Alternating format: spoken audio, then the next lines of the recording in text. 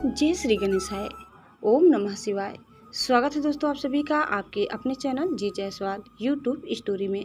दोस्तों आज हम सुनेंगे एक पौराणिक कथा, शिव का क्रोध। महर्षि भृगु ब्रह्मा जी के मानस पुत्र थे। उनकी पत्नी का नाम ख्याति था, जो दक्ष की पुत्री थी। महर्षि भृगु सप्त ऋषि मंडल के एक ऋषि हैं।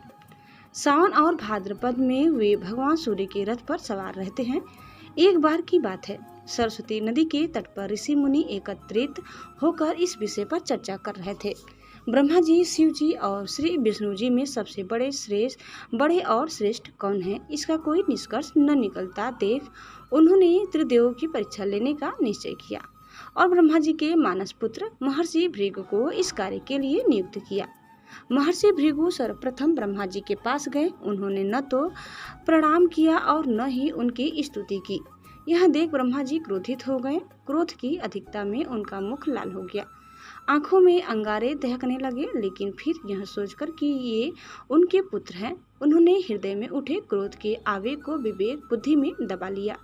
वहां से महर्षि भृगु कैलाश गए। देवाधिदेव भगवान महादेव ने देखा कि भृगु आ रहे हैं, तो वे प्रसन्न होकर अपने आसन से उठे और उनका आलिंगन करने के लिए भुजाएं फैला दी। किंतु उनकी परीक्षा लेने के लिए भृगु मुनि उनका आलिंगन अस्वीकार करते हुए बोले, महादेव, आप सदा वेदों और धर्म की मर्यादा का उल्लंघन करते हैं। दुष्टों और पापियों को आप जो वरदान देते हैं उनसे सृष्टि पर भयंकर संकट आ जाता है, इसीलिए मैं आपका आलिंगन कदापि नहीं करूंगा। उनकी बात सुनकर भगवान शिव क्रोध से तिलमिला उठे। उन्होंने जैसे ही त्रिशूल उठाकर उन्हें मारना चाहा, वैसे ही भगवती सती ने बहुत अनुनय विनय कर किसी प्रकार से उनका क्रोध शांत किया। इसके बाद भृगु मुनि बैकुंठ लोक गए। उस समय भगवान श्री विष्णु देवी लक्ष्मी की गोद में सिर रखकर लेटे थे। भृगु ने जाते ही उनके वक्ष पर एक तेज लात मारी। भक्त वत्सल भगवान विष्णु शीघ्र ही अपने आसन से उठ खड़े हुए और उन्हें प्रणाम करके उनके चरण सहलाते हुए बोले, भगवान, आपके पैर पर चोट तो नहीं लगी? कृपया इस आसन पर विश्राम कीजिए। भगवान, मुझे आपके शुभ आगमन का ज्ञान न था, इसलिए मैं आपका स्वागत नहीं कर सका। आपके चरणों का स्पर्श तीर्थों को पवित्र करने वाला है। आपके चरणों के स्पर्श से आज मैं धन्य हो गया।